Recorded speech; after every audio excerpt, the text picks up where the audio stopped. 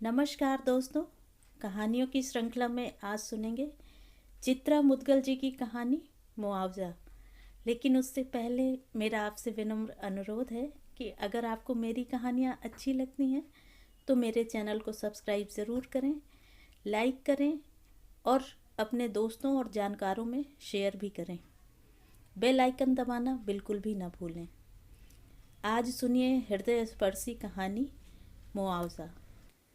हल्के से खटके से अचानक उनकी नींद उचटी। हाथ बगल के बिस्तर को टटोलने लगा। बिस्तर खाली था। हड़बड़ाए से वे पलंग से उतरे, कमरे में रोशनी की और आशंकित हृदय से दरवाजे की ओर लपके। दरअसल खटका उन्हें मुख्य दरवाजे का लैच खोलने का सा महसूस हुआ था। यह दरवाजा खोले क्यों खड़ी हुई हो? आगे बढ़कर उन्होंने विचित्र नजरों से सहन को अपलक ताकती खड़ी मधु की बांह सख्ती से धर ली। बांह पर स्पर्श के गहरे दबाव से मधु जैसे गहरी नींद से चौंकी। घंटी नहीं बजी थी। घंटी? कैसी घंटी? क्यों? भोर होने को है। शैलू के आने का समय नहीं हो रहा है। प्रतिक्रिया में उनका चेहरा चरम पीड़ा से नम हो आया। बड़ी कोमलता से उन्होंने मधु को बांह से घेर अपनी ओर मोड़ा, फिर सहन में जबरन दाखिल हो गए। बाहर के बल्ब की रोशनी के वृत्त के सहारे उसकी आंखों में बैठे हुए विश्वास को खरोंचा। चलो चलकर सो रहो। वहम हुआ है तुम्हें। अब शैलू नहीं आ सकती। हम सब से बहुत दूर चली गई है वह, अनंत उड़ान पर। एक बांह से दरवाजा उड़का वह उसे बाहों में कोरियाए हुए से बिस्तर पर ले आए। जैसे जीती जागती मधु को नहीं, उसकी निष्प्राण काया को उठाकर लाए हों। लिटाकर उसका माथा सहलाने लगे। सो जाओ, सोने की कोशिश करो। गला अनायास रुंधता हुआ महसूस हुआ। ढाढ़स बंधाना कितना कष्ट साथ है। अपने को जकड़े रहना और अगले को समेटना। उंगलियां माथे और कनपटियों को सहलाती हुई मधु की पलकें ढांपने नीचे सरकी तो लगा कि अचानक वे किसी गहरे पोखर में फिसल गई हैं। यह सैलू के लौटने का समय है। अधिकांश अंतर्राष्ट्रीय उड़ानें आधी रात या सुबह के लगभग ही आती हैं। ठीक 5 बजे के आसपास दरवाजे की घंटी बज उठती। आते ही वह शोर मचाने लगती। छोड़िए, बिस्तर छोड़िए, मैं फटाफट चाय बनाकर लाती हूँ। अब लेटने की क्या ज़रूरत है? थोड़ा टहलने निकलिए। सुबह सुबह टहलना सेहत के लिए ज़रूरी है। आप तो मधुमेह के मरीज हैं पापा। डॉक्टर अंकल की ताकीद पर भी अमल नहीं करते कि जितना पैदल चल सकते हैं चलिए, मगर आप हैं कि चलने के नाम पर घर से निकले तो लिफ्ट, लिफ्ट से निकले तो सीधा गाड़ी के भीतर। दफ्तर में जरा इधर उधर हिलडुल लिए तो हो गया घूमना। वे टहल कर लौटते, आहिस्ता से लैच खोलकर घर में दाखिल होते। दफ्तर के लिए तैयार होते समय अतिरिक्त सावधानी बरतते। किसी तेज आहट से अपने कमरे में सोई हुई शैलू की नींद न उचट जाए। इधर तो वह अक्सर उनके बिस्तर पर ही सोती हुई मिलती। मधु ने उसे कई बार झिड़का कि यह क्या बचपना है शैलू, जाकर अपने कमरे में क्यों नहीं सोती तुम? तुम्हारे पापा को कपड़े निकालने होते हैं, अपने कागज पत्तर संभालने होते हैं, ऊपर से 18-19 घंटे की उड़ान भरकर आई हुई होती है तू। खटपट से तेरे आराम में खलल नहीं पड़ेगी? सुनो, मैं चाय बना लाता हूँ। उठो, उठकर टहल आए। उठो उठो, मुंह हाथ धो लो। बस रोया मत करो। टहलते हुए धारावी हाईवे से वे काफ़ी आगे तक निकल आए और आगे बढ़ते, मगर बयार में घुली हुई खाड़ी की दलदली बदबू ने उन्हें वापस लौटने को विवश कर दिया। शुरू में वे यहाँ तक नहीं आते थे, लेकिन एक जवान बगीचे की शक्ल में गदरा आया नंदाद्वीप नाम का खुला खुला त्रिकोण बगीचा अब बैठने टहलने के काबिल नहीं रहा। उसके हर कोने में बिछी चादरों पर योग की कक्षाएं खुल गई हैं। अभी गाड़ियों की आवक जावक शुरू नहीं हुई है। खुली सड़क पर वे दोनों बराबरी पर चल सकते हैं। कुछ ज़रूरी बातें सुन सकने और कर सकने की मना स्थिति भी शायद बन जाए, ऐसा मधु की सहज चाल से महसूस हो रहा है। उस बाबत कुछ सोचा तुमने? प्रतिक्रिया में मधु ने चेहरा तक उनकी ओर नहीं घुमाया, जैसे बात उसने सुनी ही न हो या उसे संबोधित न करके किसी और से कही गई हो। आज बात टालना संभव नहीं है। 11 बजे के करीब कुछ प्रेस वालों ने समय मांगा हुआ है। मधु की अस्वस्थता के कारण अब तक उन्हें टालते आए थे। नहीं चाहते थे कि किसी ऐसे वैसे सवाल से उसके आहत मन को ठेस पहुंचे। बेटे पलाश की भी यही सलाह थी कि जो कुछ कहना सुनना है मोर्चा आप स्वयं संभालिए। मम्मी को ऐसी मुठभेड़ों से दूर ही रखिए। लखनऊ लौटते हुए पलाश और ज्योति वातावरण परिवर्तन हेतु मधु को अपने संग लखनऊ ले जाना चाहते थे, किंतु बेटे और बहू का मनुहार उसे किसी तरह राजी नहीं कर पाया। यही कहकर ज्योति के कंधों से लगकर बिलख पड़ी, यहाँ शैलू को अकेला छोड़कर कैसे जा सकती। नाश्ते के समय वे उसकी आंखों के सामने कई अखबार फैला देते हैं, जगह जगह शैलू की तस्वीर छपी हुई दिखाते हैं, उसके बारे में छपा हुआ पढ़कर सुनाते हैं। ऐसी बहादुर व्योमबाला भारतीय विमान सेवा के इतिहास में कहीं कोई दूसरी हुई है।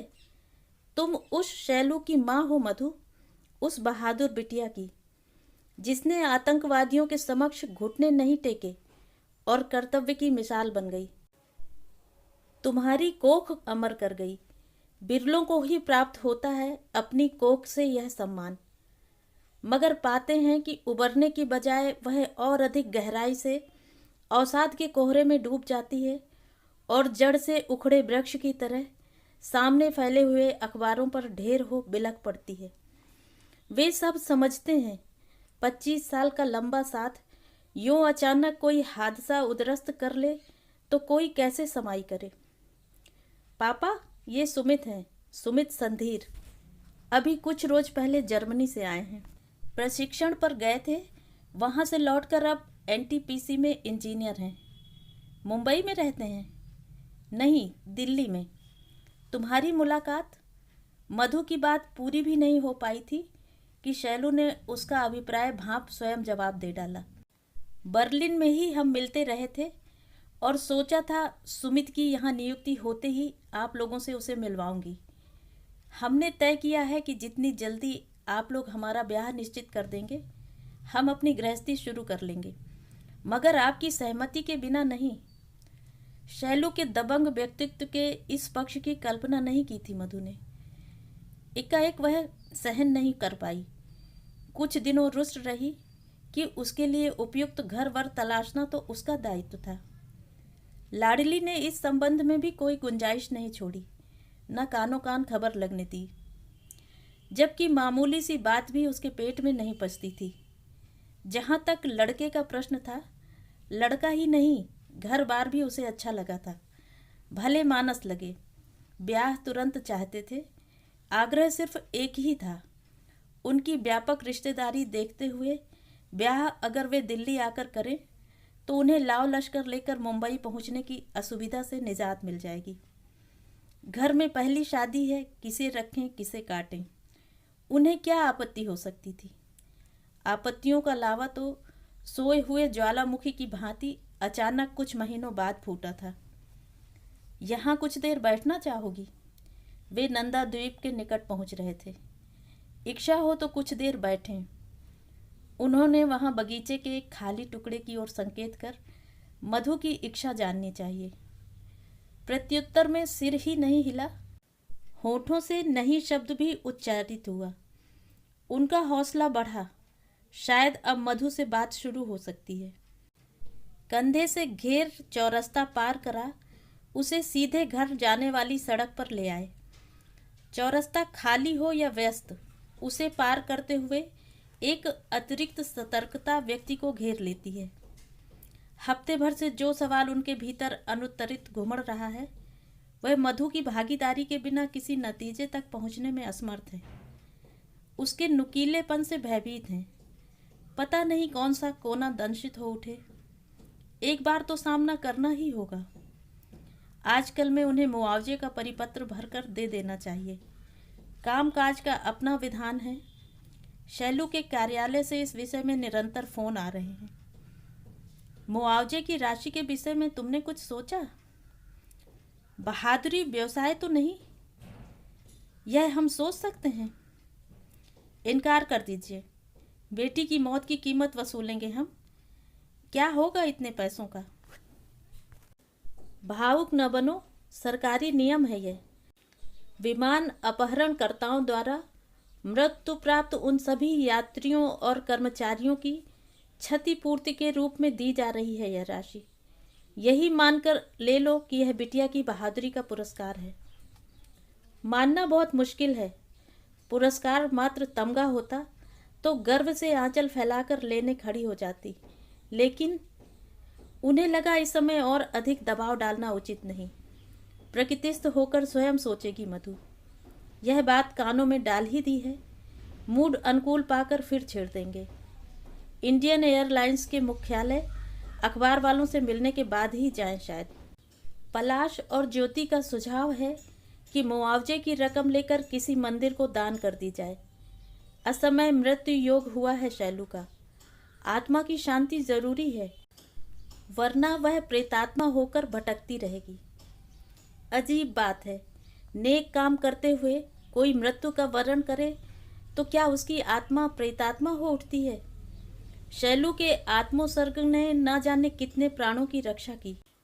उन्हें आपातकालीन द्वार से बाहर निकालकर जीवन दान दिया। उसकी आत्मा प्रेतात्मा हो सकती है? नहीं, उनकी ब्रह्म कमल सी पवित्र शैलू प्रेतात्मा नहीं बन सकती। खाड़ी के उस पार पौ फट रही है। सिंदूरी आंच में घुली उजास सड़क के दोनों ओर खड़े गदराए गुलमोहरों की कतारों पर दबे पांव फूलों की शक्ल में उतर रही है। पापा, यह गली कहीं नहीं मिलती, चाहे वियना पहुंच जाऊं या रोम या पेरिस। दाढ़ी का साबुन तौलिए से रगड़ते हुए वे रिसीवर उठाने बढ़े।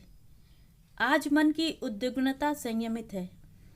अखबारों ने प्रमुखता से प्रथम पृष्ठ पर मधु के कंधे पर झूलती शैलू के शैशव की काफी बड़ी तस्वीर प्रकाशित की है। आंखों से टुकुर टुकुर झरता आत्मविश्वास उस चिलबिल्ली के नन्हे मुख को अनोखी आभा से पूर रहा है। मधु ने स्मृति की पगडंडियों पर भाव विह्वल विचरते हुए उस नन्ही बच्ची के ऐसे ऐसे दुस्साहसी किस्से बयान किए हैं कि पढ़कर वे स्वयं अचंभित हैं। बच्चा सामने होता है तो उसकी विशिष्टताएं निरी बाल सुलभ चेष्टाएं ही प्रतीत होती हैं। उनके पीछे किसी गढ़न पाते व्यक्तित्व की ठोस चुनाई कहाँ नजर आती है? यह अखबारों में अनाप शनाप वक्तव्य क्यों दे रहे हैं आप लोग? माफ कीजिएगा डैडी, धैर्य चुक गया है मेरा। हतप्रभ हो उठे सुनकर कि भला इस भाषा में उनसे बोलने की असभ्यता कौन कर सकता है। लेकिन भांपते देर नहीं लगी। बरसों बाद फोन पर सुमित का आवेशपूर्ण स्वर सुन रहे हैं। हालांकि शैलू की मौत की खबर सुन सुमित सपरिवार संवेदना प्रकट करने आया था, मगर ऐसे हृदय विदारक अवसर के बावजूद वे और मधु उनकी अप्रत्याशित उपस्थिति से चौंके थे। समधिन के घड़ियाली रुदन ने उन्हें दुविधा में डाल दिया था। इस पैंतरे को वे महज सामाजिक व्यवहार के रूप में लें या शैलू की आकस्मिक मृत्यु से आहत हृदय की नम अभिव्यक्ति माने। फिर यही सोचकर कि इस विषय को परस्पर अधिक कुरेदना उचित नहीं समझा कि जो भी हो, आखिर संबंध तो थे ही। भले एक के बाद एक घटे अप्रिय प्रसंगों ने आत्मीयता की आखिरी गुंजाइश भी सोख ली थी। वे विचलित नहीं हुए। मैं तुम्हारा आशय नहीं समझा। मुआवजे की रकम वनिता आश्रम को दान करने का अधिकार आप लोगों को कैसे मिल गया? मैं शैलू का पति हूँ। उसकी किसी भी प्रकार की संपत्ति पर मेरा अधिकार पहले बनता है, चाहे तिजोरी में रखूं या कूड़े में झोंक दूं। यह धौंस है? धौंस नहीं, सच्चाई है। सच्चाई? कैसी सच्चाई? जब तुम लोग अलग हो चुके हो और पिछले 6 वर्षों से पति पत्नी के नाम पर कोई रिश्ता तुम्हारे मध्य शेष नहीं बचा, तब उसकी किसी भी चीज पर तुम्हारा हक कैसे बनता है? दुख और क्षोभ से वे तिक्त हो आए। एक ठंडी थर्राहट उन्हें अपने पूरे शरीर में उतरती हुई महसूस हुई। अलग रह रहे थे डैडी, अलग तो नहीं हो गए थे? अलग रहना और अलग हो जाना दो अलग बातें हैं। हमारे बीच पेपर्स हस्ताक्षरित नहीं हुए। पेपर्स हस्ताक्षरित नहीं हुए तो किसी भी प्रकार की संभावना से इनकार कैसे किया जा सकता है? तय क्या हुआ था? यही ना कि मामला न्यायालय की बजाय आपसी समझौते द्वारा निपटा लिया जाए। हमारी पूरी कोशिश के बावजूद तुम लोग अपने अलग होने के निर्णय पर दृढ़ थे। फिर कागजों का क्या महत्व है? कागजों का महत्व है। बहरहाल मैंने यही बताने के लिए फ़ोन किया है। मुआवजे के कागजात मैंने प्रमाण पत्रों सहित एयर इंडिया के मुख्यालय में दाखिल कर दिए हैं। आप दोनों अनर्गल वक्तव्यों से मेरे निजी मामले को व्यर्थ में ना उलझाएं। यह मेरी व्यक्तिगत, पारिवारिक, सामाजिक प्रतिष्ठा का प्रश्न है। लोग यही जानते हैं कि हम नौकरियों की वजह से अलग अलग रह रहे थे। अब और सहन नहीं हुआ। क्रोध और उत्तेजना से आपा खो बैठे। प्लीज स्टॉप दिस ब्लडी ढोंग, स्टॉप इट। रिसीवर लगभग पटकते हुए वे चीखे और निकट पड़ी चौकी खींच निढाल से वहीं बैठ गए। विचित्र सी अनुभूति हो रही है, जैसे कि फंदा डालकर बड़ी निर्ममता से कोई उनकी गर्दन कस रहा है। पूरी शक्ति लगाकर भी वे उस फंदे से स्वयं को मुक्त नहीं कर पा रहे हैं। नहान घर में तेज धार में खुला हुआ नल अचानक बंद हुआ। शायद नहाती हुई मधु ने उनकी चीख सुन ली है और आशंकित हृदय से टोहने की कोशिश कर रही है कि आखिर यह चीख कैसी। दूसरे ही पल नल पूर्ववत खोल दिया गया। लगा होगा पानी के शोर के बीच उसे शायद भ्रम हुआ। गनीमत है इस समय मधु सामने नहीं है, वरना उसकी करुण दृष्टि में लपलपाते हुए प्रश्नों को झेलना दूभर हो उठता। वह उन कोपलों की टीशों की मूक गवाह है जो पनपने से पूर्व अपनी ही डाल पर पनाह पाए कटफोड़वे द्वारा खूंट ली गई। जिस हालत में शैलू घर आई थी, जबान झूठ हो सकती है, देह पर छलछलाए हुए वे दाग नहीं जो सिगरेट चुभो चुभो कर उसके आत्मसम्मान को छलनी करने की चुगली खा रहे थे। 6 सालों के दीर्घ अंतराल के बीच कोई एक दिन भी उन्हें याद नहीं जब सुमित से बात करके शैलू के माथे पर पुता हुआ तनाव शतांश ढीला हुआ हो और वह उस रात झपकी भर सोई हो। किस कदर ढीठ हो आया था उस दिन। आप लोग बीच में न पड़ते तो बात इस हद तक हरगिज न बढ़ती। शैलू की बदतमीजियों को पोसा है आप लोगों ने। टूटन का कारण बने हमारे दरमियान। राजी हो गई थी वह। अगर मेरे परिवार वालों को उसकी मॉडलिंग पर आपत्ति है तो वह अपनी देह की नुमाइश करना छोड़ देगी। सोचा था आप लोग उसे ऊंच नीच समझाएंगे, विवेकशील बनाएंगे, उसकी महत्वाकांक्षाओं को सह नहीं देंगे। लेकिन देख रहा हूँ मम्मी, स्त्री स्वतंत्रता और आत्मनिर्भरता की आड़ में आप उसके नंगे नाच को बर्दाश्त कर रहे हैं, हमें भी करने के लिए मजबूर कर रहे हैं। उस रोज तिलमिलाई मधु समधिन की उपस्थिति के बावजूद भावनाओं पर संयम नहीं रख पाई थी। ऐसा क्या कहर ढा दिया है शैलू ने? लड़की की माँ होने का मतलब है आप लोगों के समक्ष सदैव घिघियाते रहो, बेसिर पैर की सुनते रहो। आखिर शैलू को लगातार अपमानित क्यों होना पड़ता है? आप लोग नहीं जानते थे कि उसे मॉडलिंग का शौक है? विमान परिचारिका भी है। विमान परिचारिका से प्रेम हो सकता है, शादी की जा सकती है, लेकिन उसके करियर को, शौकों को ज्यों का त्यों स्वीकार नहीं किया जा सकता। क्यों? तब टेलकम उघड़े कंधों पर छिड़कती हुई शैलू सुमित के दिल की धड़कन थी। ब्याह होते ही आंखों की किरकिरी हो गई। आप घर पर एक कठपुतली चाहते थे, व्यक्तित्वपूर्ण बहू नहीं। व्यक्तित्वपूर्ण बहू की समाई के लिए व्यक्तित्व संपन्न पारिवारिक माहौल भी चाहिए। यह न हम महसूस कर सके, न निश्चल। जिन अधिकारों से पति नाम के जीव से उसे जीते जी वंचित रखा, मुआवजे की रकम घोषित होते ही अचानक वह घर की इज्जत हो गई। नहान घर की कुंडी खुलने की ध्वनि सुन वे जैसे मूर्छा से चेते, सतर्क से वाश बेसिन के शीशे के सामने आ खड़े हुए। मधु देखे तो यही महसूस करे कि वे तब से सुबहचर्या में व्यस्त हैं, जबकि दाढ़ी बन चुकी थी। ब्रश भी वह कर चुके थे, फिर भी ब्रश पर पेस्ट ले दोबारा दांत मलने लगे। मधु से क्या कहेंगे? तर्क रखा था। फिर शैलू की आंतरिक इच्छा का वास्ता देकर शैलू ने कहा था, पापा मैं भी मंजरी जी का हाथ बटाना चाहती हूँ। वनिता आश्रम की मात्र सदस्य बनकर नहीं, बल्कि असहाय स्त्रियों के स्वावलंबन हेतु ठोस कार्य करके।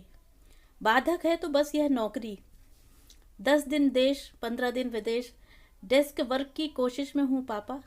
नियम तो अब ढीले हुए हैं, वरना ब्याह के बाद तो डेस्क वर्क से ही जोड़ दिया जाता है। सच बताऊं, जिस दिन उड़ानों का चक्कर छूटा जुट जाऊंगी इस काम से। कह देंगे मधु से, उनका मन भी वही करने को कहेगा जो उसका मन चाहता है। वह नहीं चाहेगी तो मुआवजे का परिपत्र वह नहीं भरेंगे। वनिता आश्रम को जो मुआवजे की राशि देने के लिए कबूली है उन्होंने, उसे मिथ्या भी नहीं होने देंगे। आखिर उनके पास जो कुछ है उसमें उनकी शैलू का भी तो अधिकार है। भले रकम भविष्य निधि से ही क्यों ना निकालनी पड़े उन्हें। भीगे बालों को हाथों से झटकारती हुई मधु किंचित विस्मित सी उनके पीछे आकर खड़ी हुई थी। देर कर रहे हैं आप। मधु का यह स्वर कुछ अलग लगा, विह्वलता की केचल उतारता। शीशे में उसके प्रतिबिंब से आंखें चुराते हुए वे कंधे पर तौलिया डालकर नहान घर की ओर फुर्ती दिखाते हुए लपके, नहीं बस हो गया तैयार। बहलाना क्यों चाहते हैं मधु को? विकल्प किसे सौंप रहे हैं, स्वयं को या मधु को? मधु को देर कर रहे हैं आप में चुनौती का स्वीकार नहीं छिपा हुआ है। उसकी सामर्थ्य और सहिष्णुता को कमतर नहीं आंक रहे हैं वे। माना कि वह बेटी के अकस्मात बिछोह की मर्मांतक पीड़ा से गुजर रही है, मगर है तो वह वही मधु।